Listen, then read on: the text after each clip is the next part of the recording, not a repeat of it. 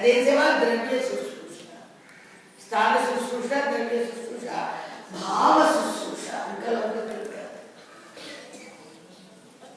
అహర్నిశలు మన భావన ఆత్మపరంగా ఉందా లేదా?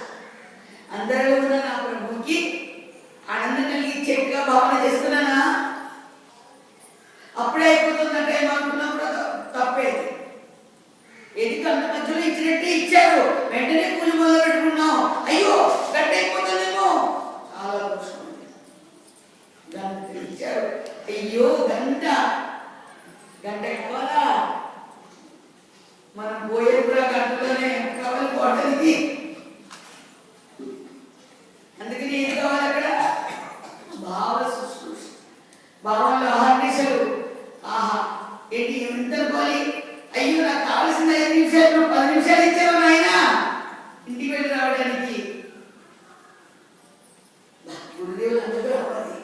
ఎక్కడ సంధిస్తే మనసుకి సంద దొరుకుతుందో, జారిపోతుందేమో మనసని ఎక్కడా కూడా దానికి టైం ఇవ్వకుండా భావ శుశ్రూష మనం ఇస్తున్నామా? భావ శుశ్రూషకి గురుదేవులు ప్రసాదిస్తున్నారా? ఇప్పుడు ఈ సేవలు ఎవరు ప్రసాదిస్తున్నారు? గురుదేవులు ప్రసాదిస్తున్నారు. భావ శుశ్రూష, ఆత్మ శుశ్రూష. నీకు నువ్వు ఎంత ఆనందంగా చేసుకుంటావు సేవని, ఇంకొకరు కూడా నువ్వు అలా చేస్తున్నావా? నీగా చూస్తున్నావా? నీకు నువ్వు ఎలా ఎంత ఆప్యాయంగా, అయ్యో అయిపోయింది కదా మొత్తం హాయిగా గొప్పగా వెళ్ళిపోవడం చేశారా? అందరికి కూడా వాళ్ళు చూస్తున్నావా?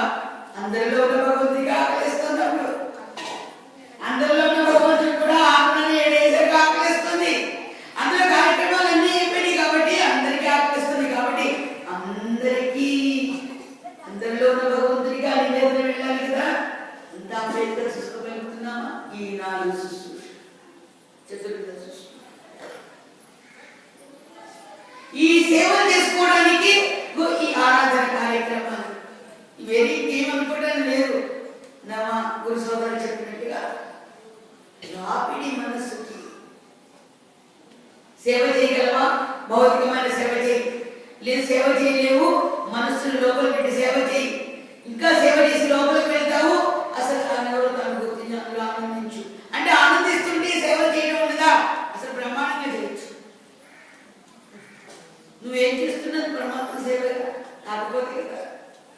నువ్వు పోయి టాయిలెట్కి కడిగినా కూడా అది పరమాత్మకు కావాల్సిన సేవ. అవతారానికి వచ్చినప్పుడు తప్పుకుందా?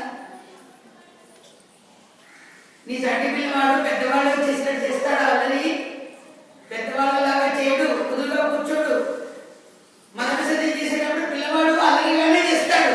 చేసినప్పుడు నువ్వు విసుక్కుంటూ చేస్తే తండ్రి కాదు, అది తండ్రి కాదు. అయ్యో పిల్లవాడు పాప అందులో తొలుగుతాడేమో అని ఇట్లా భావన చేస్తూ అయ్యో పాప అనుకుంటూ చేస్తావో. ఇక్కడ ఏ సేవ చేసినా కూడా ఎటువంటి సేవ పడుతున్నా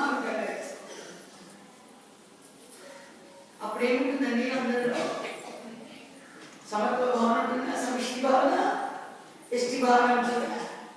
వెష్టి భావన ఏముంటుంది? వ్యవహారం ఉంటుంది, వ్యక్తి ఉంటున్నాడు. సమిష్టిలో ఏముంటుంది? అప్పుడు వాడు ఏమంటారు? ఆధ్యాత్మిక తత్వాన్ని ఆర్జించుకోవడానికి అధికారి అవుతాడు. తత్వాన్ని చూసుకోవడానికి అధికారి అవుతాడు. అందుకని ఎలా ఉండేది? అది ఏమి చూడినా, ఎంత చూడినా, అది ఏమి చిత్రమో దానికి తిరగటం లేదు. స్వామివారు చాలా ఎందుకంటే కృష్ణ అని కాదు, అక్కడ నువ్వు ఏ దేవునైనా సరే కృష్ణుడు ఇంకోటి కూడా అనుకునేవారు.